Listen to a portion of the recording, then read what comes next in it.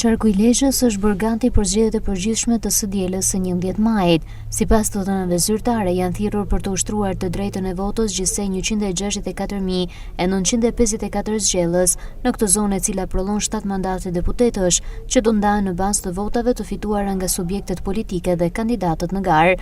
Ndërkohë autoritetet zgjedhore po vjojnë përgatitjet ku procesi i shpërndarjes së materialeve zgjedhore ka nisur në orët e drekës së të shtunës në të gjitha qendrat e votimit dhe do të përfundojë në orët e mbrëmjes, duke i hapur rrugë një zhvillimi normal të ditës së votimit.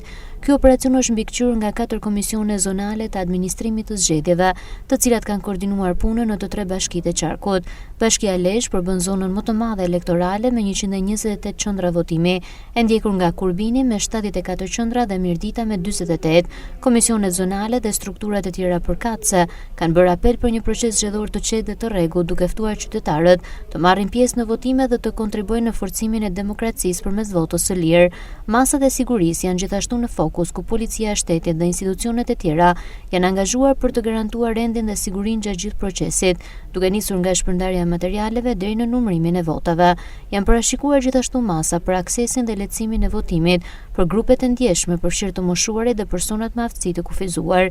Procesi zgjedhor në Lezhë do të ndiqet nga vëzhgues të ndryshëm vendas dhe ndërkombëtar, të cilët do të monitorojnë nesurinë e votimit dhe respektimin e standardeve demokratike.